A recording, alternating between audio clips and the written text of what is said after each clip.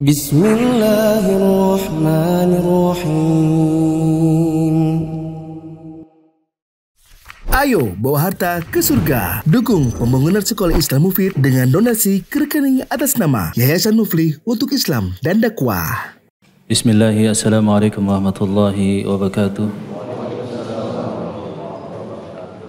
Innal hamdalillah nahmaduhu wa nasta'inuhu wa nastaghfiruhu wa na'udzu billahi min syururi anfusina min sayyiati a'malina. Man yahdihillahu fala mudilla lahu wa man yudlil fala hadiya lahu. Asyhadu an la ilaha illallah wahdahu la syarika lahu wa asyhadu anna Muhammadan abduhu wa rasuluhu salawatullahi wa salamuhu alaihi. Thumma ma ba'du.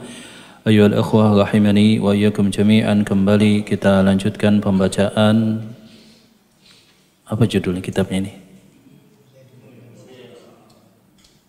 Naam. Taib, saya melanjutkan pada halaman ke-238 ya. Naam. Taib, al-khamis al-wasatiyah. Adapun poin yang kelima itu adalah al-wasatiyah, yakni bersikap pertengahan dan tidak gulu atau berlebih-lebihan.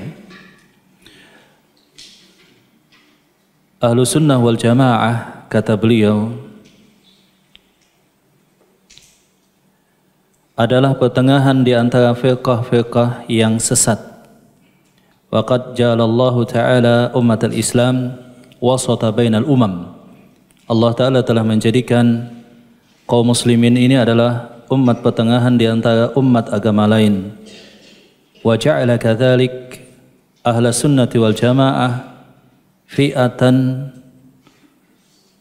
wasatan baina al-fi'ah kulliha.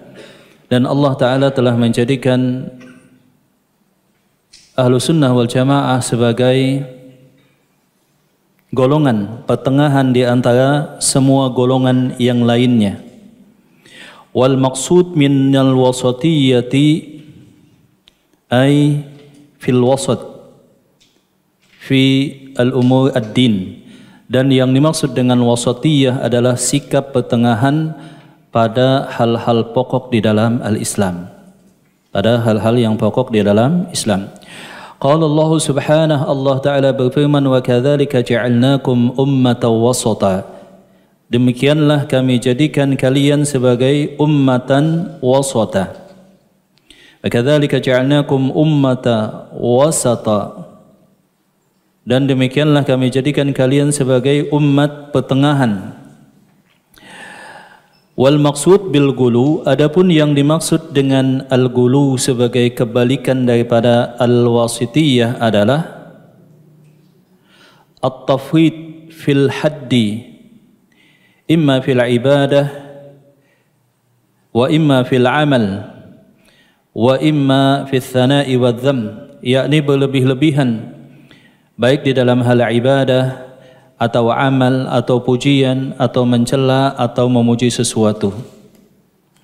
Qala Allah subhanahu wa ta'ala berfirman, ya ahlal kitab la taghlu fi dinikum. Wahai ahlul kitab, janganlah kalian gulu di dalam agama kalian. Wala taqulu 'ala Allahi illa al-haq, dan janganlah kalian mengatakan tentang Allah kecuali adalah al-haq. Waqad mana Allah subhanahu wa ta'ala ahlal kitab minal gulu fi umuri dinihim. Dan Allah subhanahu wa ta'ala telah melarang ahlul kitab untuk bersifat al-gulu. Al-gulu itu idza ghala asyai'. Naam, ketika melampaui batas sesuatu. Sebagaimana menganggap remeh dan menyia-nyiakan, termasuk perkara yang dilarang demikian juga al-gulu. Naam. Jadi ada di sana at-tafrid, berlebih-lebihan, dan ada al-ifrat atau mengabaikan, menyia-nyiakan. Wal gulu yang qasimu ila arba'ati aqsam, dan gulu ini terbagi pada 4 macam. Gulu terbagi pada 4 macam. Al-awwal, adapun gulu jenis yang pertama adalah al-gulu fil akidah. Gulu berlebih-lebihan di dalam masalah akidah. Gulu berlebih-lebihan di dalam masalah al-akidah. Wal maqsudu bil guluwi fil i'tiqadi yakni al-gulu alladhi yata'allaqu bi syara'i'il Islam la siyama fil masail al-aqaidiyah. Dan yang dimaksud dengan gulu di dalam masalah akidah atau i'tiqad adalah sikap yang berlebih-lebihan dalam syariat Islam, terutama dalam hal pokok yang berhubungan dengan akidah al-Islam. Wal guluwi fi al-masail al-aqaidiyah akhtaru min al-guluwi fi al-masail al-amaliyah. Jadi sikap gulu atau berlebih-lebihan di dalam masalah akidah ini lebih berbahaya daripada gulu di dalam masalah ibadah, di dalam masalah amalan. Lianna dzalika yusabbibu at-tafriqa bainal muslimin, sebab kerusakan yang ditimbulkan oleh sikap berlebih-lebihan di dalam gulu dalam masalah akidah ini akan menyebabkan kaum muslimin menjadi terpecah-pecah. Naam. Kemudian menjadikan kaum muslimin jamaat dalam bentuk jamaah yang sangat banyak yang mereka menyimpang daripada al-haq. Nah, ini akibat yang ditimbulkan oleh gulu di dalam masalah al-aqidiyah. Wa min suwari al-guluwi fil aqidati wa wasati ahli sunnati wal jamaah minha, dan di antara bentuk gulu di dalam permasalahan akidah dan bagaimana ahlu sunnah wal jamaah di pertengahan, maka contoh-contohnya di antaranya kata beliau adalah sebagai berikut. Yang pertama, ahlu sunnati wal jamaah ummatun wasatun fi masaili sifatillahi subhanahu bainal mu'attilati wa al-musyabbihati, bahwa ahlu sunnah wal jamaah di dalam permasalahan sifat Allah subhanahu wa ta'ala, maka ahlu sunnah wal jamaah berada di pertengahan di antara dua kelompok sesat. Yang pertama adalah al-mu'attilah, mereka yang menolak sifat Allah subhanahu wa ta'ala. Adapun yang kedua adalah al-musyabbihah. Al-musyabbihah itu adalah orang yang menyerupakan sifat Allah subhanahu wa ta'ala dengan sifat makhluknya. Maka ahlu sunnah wal jamaah di pertengahan. Ahlu sunnah wal jamaah mereka menetapkan al-itsbatu biduni tashbih. Mereka menetapkan sifat Allah subhanahu wa ta'ala tanpa terjatuh pada penyerupaan. Wa tanzihu biduni ta'til. Dan mereka mensucikan Allah subhanahu wa ta'ala dari penyerupaan terhadap makhluk tanpa harus menolak sifat Allah subhanahu wa ta'ala. Atau dalam kalimat yang lain disebutkan oleh para ulama adalah amiruha kama ja'at bila kaifin. Terima sifat Allah, tetapkan maknanya, dan jangan serupakan dengan makhluknya, kemudian serahkan hakikatnya kepada Allah. Ini sikap ahlu sunnah wal jamaah. Adapun yang tidak sesuai dengan ahlu sunnah wal jamaah tadi ada dua. Yang pertama apa tadi? Al-mu'attilah. Yang kedua adalah al-musyabbihah. Nah, dua-duanya ini jatuh pada sikap gulu dan dua-duanya masing-masing memiliki pecahan-pecahan. Naam. Wa ammal mu'attilatu fahum yagluna fi tanzihillahi subhanahu wa ta'ala. Adapun kelompok Mu'attilah adalah mereka golongan yang sangat gulu dalam mensucikan Allah subhanahu wa ta'ala. Saking gulunya mereka menolak sifat Allah. Kata mereka, kalau kita tetapkan sifat Allah, berarti menyamakan Allah dengan makhluk. Makhluk punya sifat, kalau Allah Ta'ala punya sifat, kata mereka berarti sama saja. Jadi mereka tolak semua sifat Allah dengan alasan apa? Supaya Allah tidak serupa dengan makhluknya. Sebab menurut kaidah mereka yang rusak, ta'addud al-awsaf wal asma bimakna ta'addud adzat, bahwa berbilangnya sifat-sifat, nama-nama berarti berbilangnya juga zat. Maka kata mereka, supaya kita mensucikan Allah, kita tolak semua sifat dan nama Allah Ta'ala. Bayangkan, atas kaidah yang mereka buat, kemudian mereka menolak semua sifat dan nama Allah Subhanahu wa Ta'ala. Ini adalah Mu'attilah dari golongan Jahmiyah. Ya, dari golongan Jahmiyah, mereka menolak semua nama dan semua sifat. Nah, di antara golongan Al-Mu'attilah itu juga adalah golongan Al-Muta'awwilah. Golongan Al-Muta'awwilah itu adalah golongan yang menolak sebagian sifat dan menerima sebagian sifat yang lain. Jadi sebagian diterima, sebagian lagi ditolak dengan hawa nafsu mereka. Kata mereka, oh ini kita terima sebab sesuai dengan kaidah-kaidah kita. Oh sifat yang ini walaupun ada dalam Al-Quran kita tolak sebab tidak sesuai dengan kaidah-kaidah mereka. Mereka membuat bahwa ada 20 sifat utama yang mereka tetapkan sebagai sifat Allah Subhanahu wa Ta'ala, yang disebut dengan sifat 20. Ada yang hafal sifat 20? Ya. Ada yang hafal ya? Angkat tangan, ada yang hafal enggak? Mungkin waktu SD biasanya ya, dihafal. Wujud, qidam, baqa, mukhalafatuhu lil hawadithi, qiyamuhu binafsi, wahdaniyah, qudrah, iradah, sama, basal. Ya, itu 10 gitu ya. Kemudian nanti ada lagi yang sami'un, basirun, qadirun, kemudian mutakallimun dan seterusnya. Nah, mereka membagi sifat Allah Subhanahu wa Ta'ala jikalau berkenaan dengan sifat ma'nawiyah. Sifat ma'nawiyah itu semacam wujud, qidam, baqa. Sifat yang menurut mereka abstrak, tidak identik dengan makhluk. Maha kuasa, maha mendengar, maha melihat, mereka terima. Tapi kalau sifat yang sifatnya khabariyah, yang kalau disandarkan kepada makhluk, maknanya adalah anggota badan. Kalau disandarkan kepada makhluk, maka mereka tolak. Maka mereka tolak. Allah Subhanahu wa Ta'ala mempunyai tangan.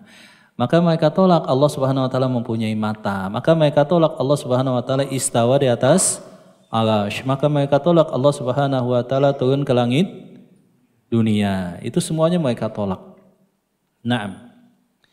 Padahal sebagaimana Allah Subhanahu wa Ta'ala mempunyai penglihatan yang tidak sama dengan penglihatan manusia, makhluk, Allah Ta'ala mempunyai tangan juga tidak sama dengan tangannya makhluk. Sama saja. Nah, kesamaan dalam penyebutan tidak menunjukkan kesamaan dalam hakikat. Jikalau itu antara Allah dengan makhluk. Nah, mereka hanya mengambil potongan ayat ini saja, yakni potongan laisa kamitslihi syai'. Akhadhu hadhil qit'ata minal ayat laisa kamitslihi syai'. Pokoknya tidak ada yang serupa dengan Allah. Dalam batas ini semuanya sepakat. Tapi mereka gulu berlebih-lebihan. Dengan potongan ayat ini mereka harus menolak puluhan ayat-ayat yang lain tentang sifat Allah Subhanahu wa Ta'ala. Wa ammal musyabbihatu fahum al-fi'atul lati ghalat fi itsbati awsafillahi subhanahu wa ta'ala. Adapun golongan musyabbihah, mereka gulu sebaliknya. Jadi senantiasa kesesatan itu ada padanannya. Ada yang gulu dalam aspek ini, sebaliknya ada gulu dalam aspek ini. Kalau dalam bahasa disebut dengan baina at-tafwid wal ifrat. Ada yang berlebihan, ada yang menyepelekan. Ada yang gulu dalam aspek ini, sebaliknya ada gulu pada aspek padanannya yang lain. Adapun golongan musyabbihah adalah golongan yang bersifat gulu dalam menetapkan sifat Allah. Jadi kalau mereka tangan Allah seperti tangan makhluk. Seperti itu. Istawanya Allah seperti istawa makhluk. Dan dua-duanya ini adalah kelompok yang sesat. Jadi golongan muta'awwilah menolak sifat Allah itu kalau Jahmiyah. Kalau muta'awwilah menolak sebagian dengan alasan mensucikan Allah Ta'ala. Adapun golongan musyabbihah menetapkan semuanya tapi menetapkan makna penyerupaan dengan makhluk. Bagaimana dengan ahlu sunnah? Terima semua sifat Allah Subhanahu wa Ta'ala, tetapkan maknanya, jangan serupakan dengan makhluk, kemudian serahkan hakikatnya kepada Allah Subhanahu wa Ta'ala. Nah, dan ini perlu pendalaman. Di antara kitab-kitab yang khusus membahas tentang akidah asma wa sifat, ada yang tahu? Ada yang bisa menyebutkan? Contohnya? Siapa yang masih ingat? Akidah apa? Misalkan akidah wasitiyah, na'am. Apalagi? Gimana? Lum'atul i'tiqad, na'am. Apalagi? Akidah tahawiyah, misalkan Al-Qawaid Al-Muthla yang ditulis oleh Syekh Al-Utsaimin dan kitab-kitab yang lainnya. Na'am. Wa amma ahlu sunnati wal jamaah fahum ya'khuduna al-ayata kullaha. Adapun ahlu sunnah wal jamaah mengambil ayat secara sempurna. Laisa kamitslihi syai', tidak ada yang serupa dengan Allah.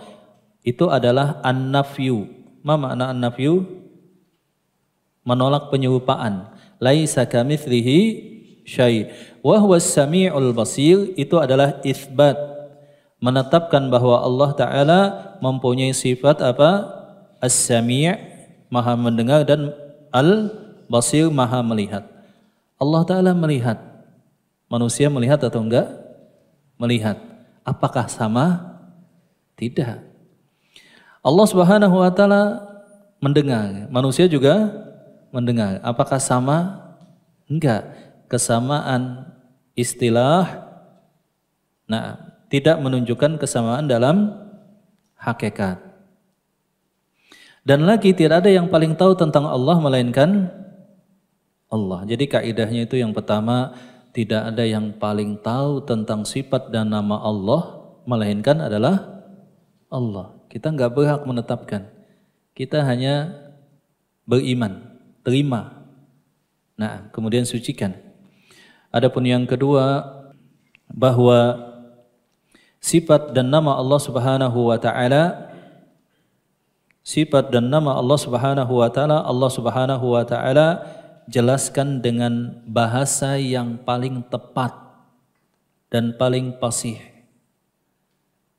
Contohnya Allah Ta'ala berfirman, "Tsumma stawa 'alal 'arsy." Kemudian Allah Ta'ala istawa di atas arsy. Diriwayatkan daripada para sahabat dengan sanad yang sangat banyak, tersambung, sebagaimana disebutkan para ulama dalam kitab-kitab akidah, bahwa makna istawa itu adalah ala, wartafa'a, wasa'ada, wajalasa. Ada 4. Ala, wartafa'a, wasa'ada, wajalasa, bahkan ada 4 yang diriwayatkan oleh para ulama, tabi'in dan para sahabat. Naam. Kemudian datang golongan muta'awwilah. Golongan muta'awwilah tadi apa namanya? Maknanya? Yang senang mentakwil. Oh, ini harus kita takwil. Mereka mentakwil bahwa oh, bukan istawa tapi istaula. Istaula itu artinya adalah menguasai. Misalkan Balikpapan dulu dijajah Jepang. Kemudian datanglah pasukan sekutu Australia lewat pantai Balikpapan ngalahkan Jepang. Kemudian Australia istawa ala Balikpapan. Jadi ngalahkan dulu dari sudut bahasa. Mereka tidak pakai istawa dengan alasan takut menyerupakan Allah dengan makhluk. Kita gunakan istaula, nguasai. Ingin terhindar dari satu penyerupaan, malah jatuh pada hal yang lebih apa? Fatal. Sebab istaula tadi maknanya menguasai sebelumnya terjadi ya perebutan, kemudian berhasil menang. Itu lebih parah atau enggak? Ya tentu saja itu pengen menghindari dari satu penyerupaan, bahkan terjatuh pada penyerupaan yang lebih fatal. Seperti itu. Dan contohnya itu sangat banyak, dan itu didalami oleh para ulama dalam kitab-kitab khusus pembahasan akidah, namanya akidah asma was sifat. Naam. Kemudian poin yang kedua, ahlus sunnati wal jamaah hum wasatun baina al-jabariyati wal qadariyati fi mas'alati af'alil ibad. Nah, jadi saya motivasi ikhwan sekalian untuk belajar bahasa Arab dan supaya bisa naik peringkat. Jadi semoga saja suatu saat banyak di antara teman-teman yang dipegang adalah kitab berbahasa Arab, insya Allah. Semoga saja, amin. Dan ketika kita bisa berbahasa Arab, bahasa Arab diterjemahkan ke bahasa Indonesia, karena saya terbiasa baca kitab bahasa Arab, akhirnya bahasa Indonesia pun pengennya diterjemahkan dulu ke bahasa Arab. Nah, jadi Ahlussunnah wal Jamaah itu pertengahan di antara dua aliran di dalam masalah perbuatan manusia.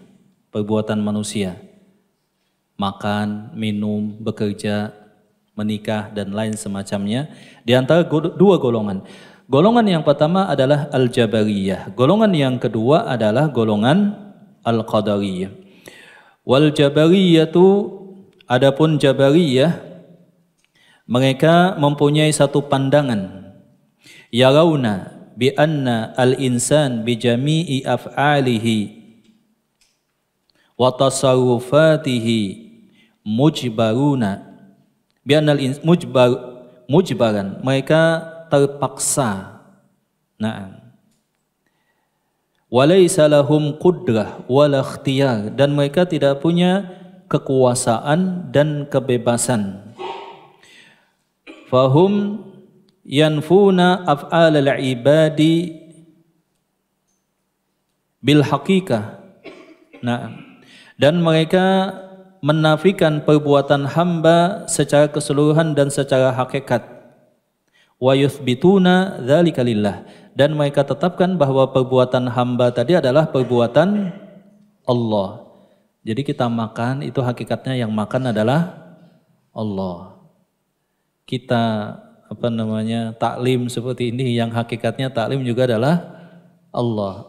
Apakah mereka mempunyai dalil? Ada, sepotong. Mereka katakan wa ma ramaita, apa kelanjutan ayatnya? Idh ramaita walakinnallaha rama. Tidaklah kalian yang memanah saat peperangan Badar itu, kecuali yang memanah, membidik itu adalah Allah, bukan kalian. Seperti itu. Nah, wal qadariyatu, dan adapun al-qadariyah, mereka la yaqbaluna al-qadar. Mereka tidak beriman dan tidak menerima takdir Allah Subhanahu wa taala. Wa yaquluna bi annal insana alladhi, mereka mengatakan bahwa manusia itu musayyarun.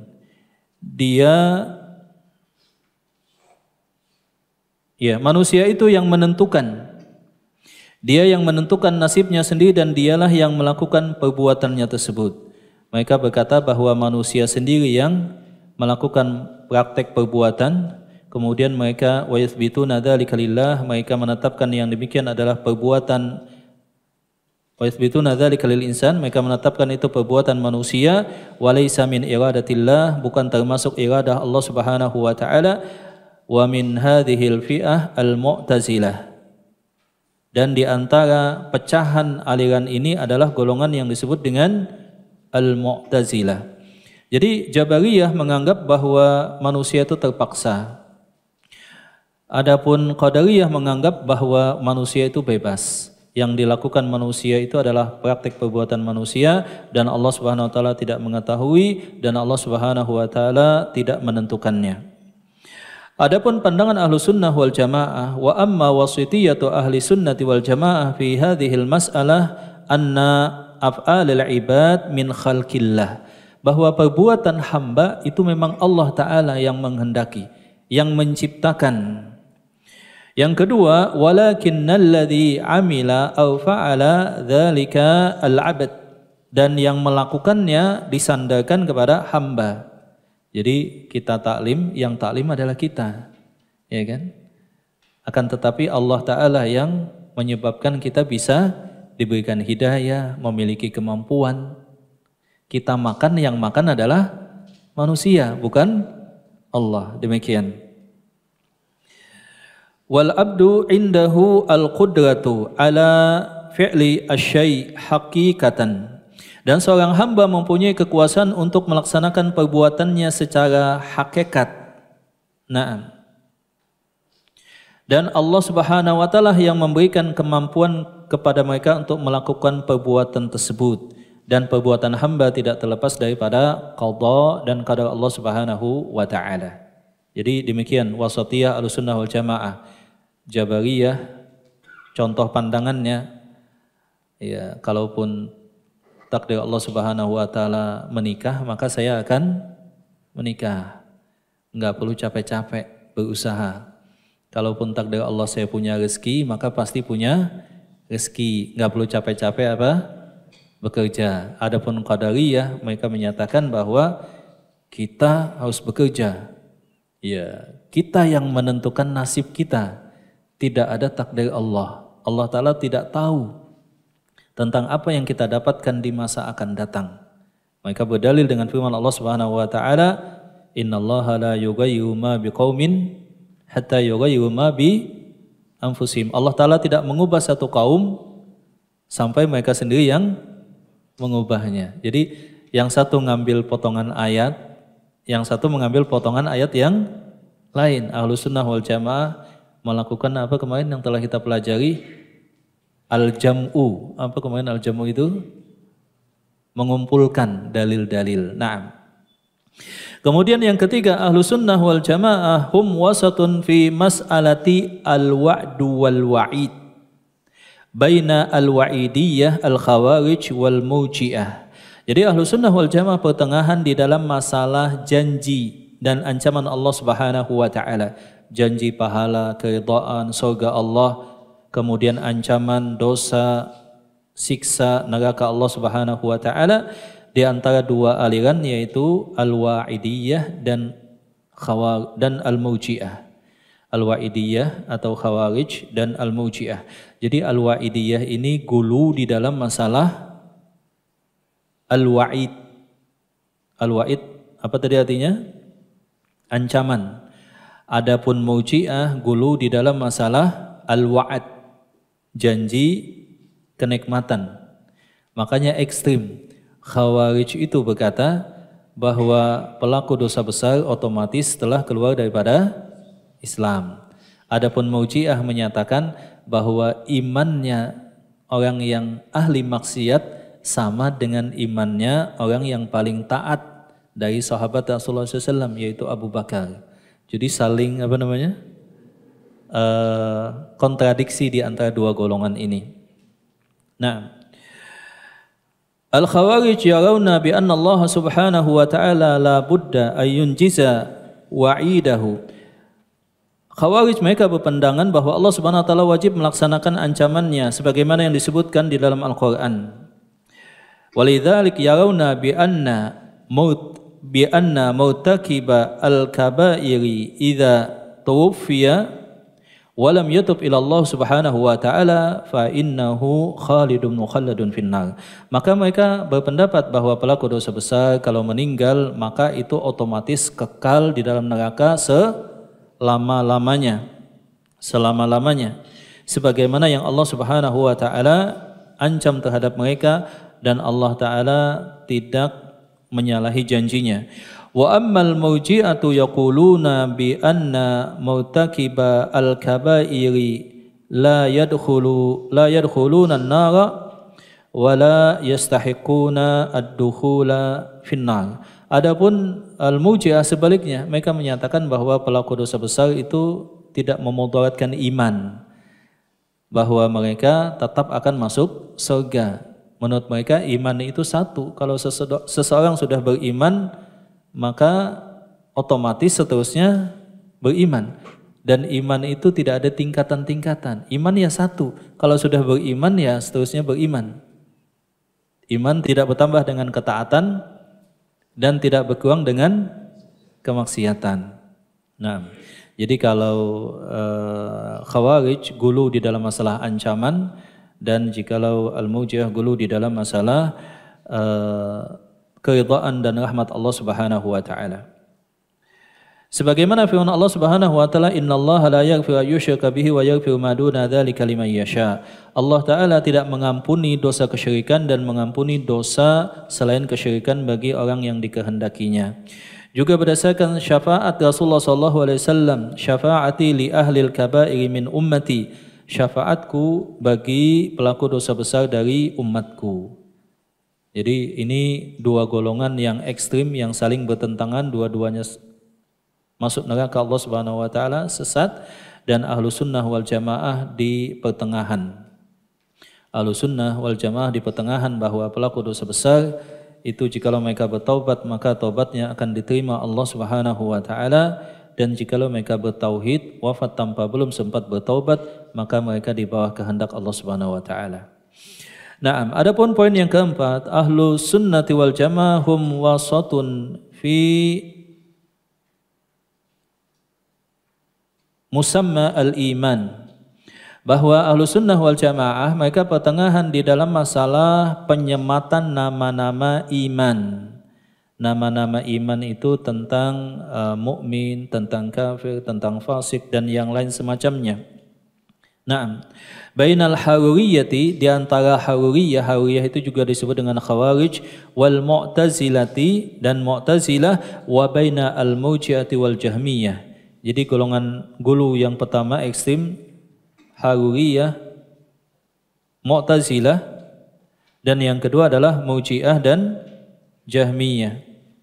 Nah, golongan al-khawarij yaquluna bi anna murtakiba al-kaba'ir kafirun wa khalidun wa mukhalladun finnar.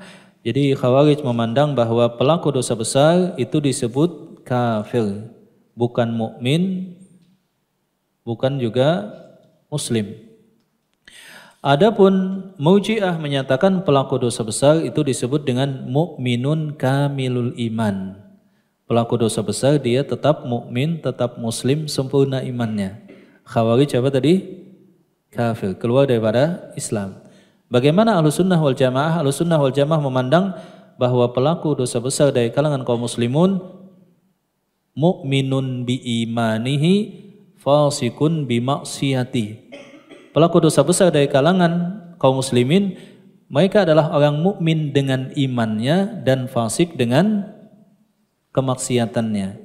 Nah, maka jikalau wafat, Ahlus Sunnah wal Jamaah memandang orang yang pelaku dosa besar tadi, mereka tahta masyiatillah, di bawah kehendak Allah. Kalau Allah Ta'ala berkehendak, mereka ketika wafat langsung diampunkan dengan tauhidnya, selama tidak berbuat kesyirikan.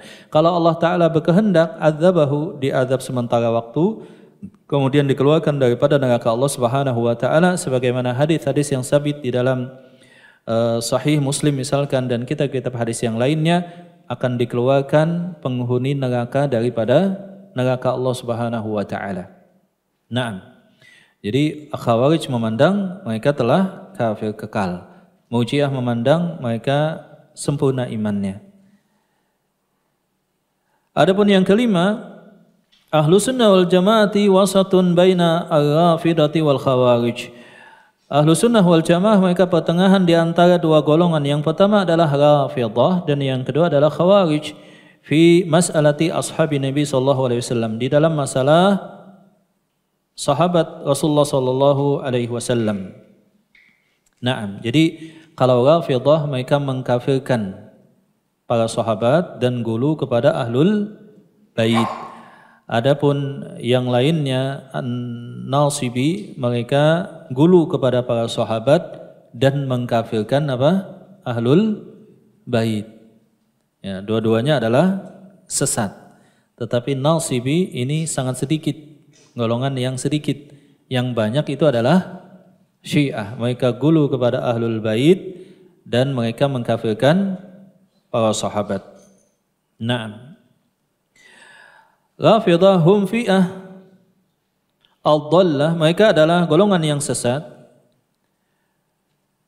dan mereka bersifat gulu terhadap Ali dan ahlul bait dan mereka menyatakan permusuhan. Naam. Al-udwan terhadap sahabat-sahabat Rasulullah SAW, maka mereka mengkafirkan dan memusuhi semua ahlul bait. Adapun Khawarij sebaliknya, mereka adalah golongan yang mengkafirkan Ali dan Muawiyah. Jadi Al-Khawarij mereka mengkafirkan Ali kemudian Muawiyah di dalam peperangan Siffin, dan ini telah kita ketahui dalam perjalanan sejarah fitnah yang terjadi di kalangan para sahabat. Fitnah yang terjadi di kalangan para sahabat. Adapun ahlu sunnah wal jamaah mencintai sahabat-sahabat Rasulullah SAW dan juga menghormati ahlul bait. Jadi ahlu sunnah wal jamaah dua-duanya.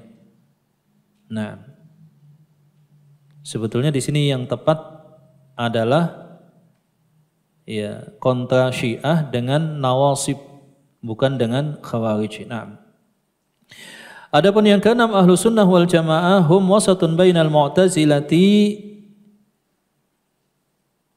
minal mutakallimina mithlu kullabiyah wal asy'ariyah wal maturidiyah. Nah, bahwa ahlu sunnah wal jamaah pertengahan antara mu'tazilah dari kalangan ahlul kalam, dari kalangan ahlul kalam, maksudnya di sini adalah Ahlussunnah wal Jamaah pertengahan antara Mu'tazilah, kemudian yang kedua adalah ahlul kalam dari kalangan Asy'ariyah dan Kullabiyah. Jadi ada dua golongan yang bertentangan di dalam masalah ilmu filsafat. Yang pertama adalah Mu'tazilah kontra dengan Asy'ariyah. Asy'ariyah itu dibangun pemikirannya oleh Abul Hasan Al-Asy'ari. Dulunya dia adalah Mu'tazilah. Ya, dulunya dia adalah Mu'tazilah. Naam. Dan Mu'tazilah ini dibangun oleh Wasil bin Al-Atha. Wasil bin Atha ini adalah muridnya daripada Hasan Al-Basri. Jadi Hasan Al-Basri taklim seperti ini, kemudian ada muridnya yang sangat cerdas namanya adalah Wasil bin Atha. Ketika pembahasan tauhid sampai pada pembahasan seorang muslim yang melakukan dosa besar, maka Hasan Al-Basri menyatakan dia adalah orang yang beriman dengan imannya dan fasik dengan apa tadi? Kemaksiatannya. Maka Wasil bin Atha membantah.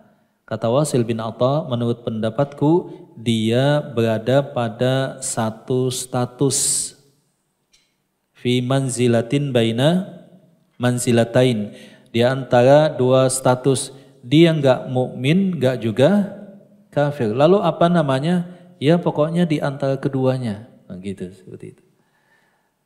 Tetapi mereka berpendapat bahwa jikalau wafat juga akan kekal masuk ke dalam neraka Allah Subhanahu wa taala. Nah, taib jamaah, mungkin sampai di sini pembahasan kita dan nanti dilanjutkan oleh Ustaz Muflih insyaallah. Ikut Mia belajar Islam jadi lebih mudah dan makin yakin. Kita belajar dari yang paling dasar, yang paling utama, dan yang paling kita butuhkan. Mufid Islamic Academy atau MIA adalah sebuah program pembelajaran Islam melalui pembahasan kitab-kitab para ulama yang dibahas secara terstruktur dan berjenjang. Untuk informasi lebih lanjut tentang pendaftaran, teman-teman bisa mengakses di media sosial Mufid TV Official, baik yang ada di Telegram, YouTube, Instagram, maupun di Facebook. Assalamualaikum warahmatullahi wabarakatuh. Kenali agama kita lebih dalam dengan belajar di Mufid Islamic Academy. Anda ingin belajar agama runut dari dasar, akan tetapi terkendala dengan pekerjaan usia? Jangan khawatir, bergabunglah bersama MIA. Dengan belajar di MIA, Anda akan mendapatkan metode yang mudah untuk dipahami, dan Anda bisa belajar kapan dan dimanapun Anda berada, akan tetapi tetap ilmiah. Barakallahu fikum. Iya, ini ada pertanyaan tertulis, bagaimana hukumnya seorang muslim menerima hadiah dari non-muslim? Pada saat Natalan, apakah boleh diterima atau ditolak, dan bolehkah memenuhi undangan teman muslim di malam tahun baru tapi tidak sampai tengah malam? Kalau tidak boleh, bagaimana cara menolaknya? Naam. Jadi yang pertama, menerima hadiah daripada non-muslim hukum asalnya boleh saja. Tetapi dengan catatan tidak terikat dengan satu momentum perayaan hari besar mereka. Maka jikalau terikat momentumnya pada saat perayaan atau dikaitkan dengan satu ajaran mereka, maka yang demikian wajib ditolak. Kemudian jikalau ada non-muslim ngundang malam tahun baru, gimana cara nolaknya? Kalau nggak boleh, ya memang nggak boleh. Sebab ini kebiasaan Nasara. Ya.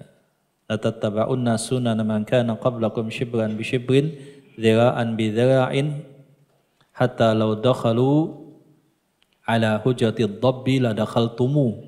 Kalian akan mengikuti kebiasaan Yahudi dan Nasrani, satu jengkal demi jengkal, hasta demi hasta, sampai walaupun mereka masuk ke lubang biawak, kalian juga akan mengikuti. Apakah itu Yahudi dan Nasrani? Siapa lagi, kata Rasulullah SAW. Man tashabbaha biqaumin fahuwa minhum. Barang siapa yang menyerupai satu kaum, maka dia termasuk di golongan tersebut. La tashtabihu bil yahuda wan nasara. Jangan kalian menyerupai Yahudi dan Nasrani, kata Rasulullah SAW. Gimana cara nolaknya yang enak supaya nggak tersinggung? Nah, ini teknis. Saya sering ngomong bahwa Ustadz itu tidak ditanya tentang teknis, ditanya tentang hukum. Ustadz, gimana caranya supaya enak dia tetap hubungan baik? Saya juga pernah ditanya, Ustadz, ini permasalahan warisannya begini Ustadz. Kemudian saya hitungkan, saya jawab.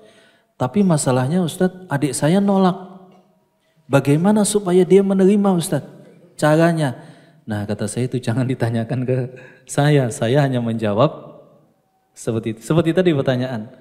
Contoh, ada yang nanyakan, Ustadz, saya mempunyai suami saya ini enggak sholat.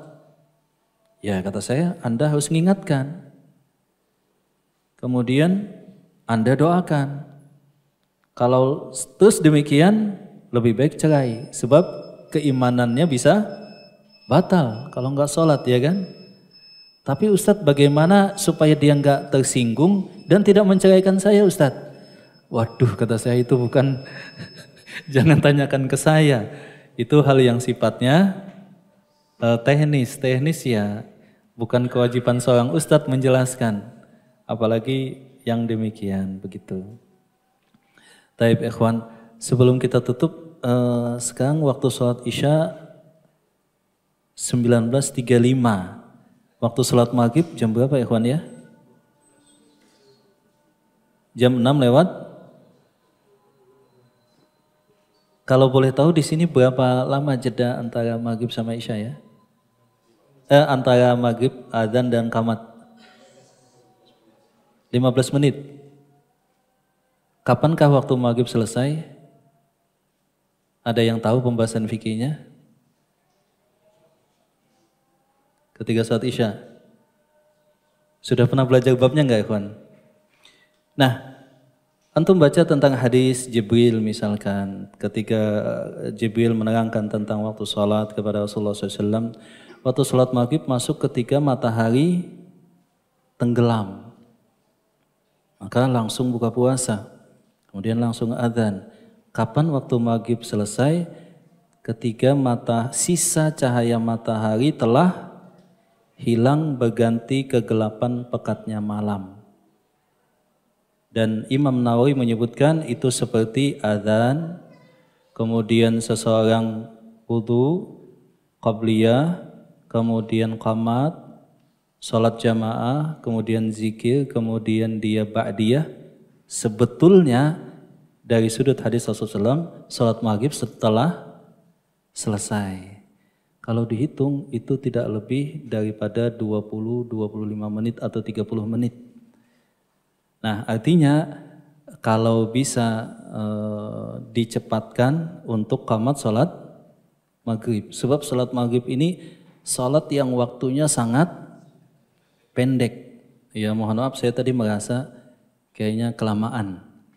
Makanya wah kata saya ini pertama taklimnya jadi singkat ya kan. Kemudian yang krusial itu bahayanya ditakutkan waktu salat maghrib telah lewat. Itu ditakutkan. Itu juga yang saya sebutkan ke satu pondok. Ketika ada satu pondok antara adzan dan qamat salat maghrib 20 menit. Wah, langsung saya sampaikan, ini maghrib sudah hampir selesai, tapi kita belum qamat. Ya silahkan nanti dirujuk lagi dan ditanyakan ke ustadznya, insyaallah. Semoga bermanfaat. Aku qouli hadza wa astaghfirullah li wa lakum. Alhamdulillahirabbil alamin. Assalamualaikum warahmatullahi wabarakatuh.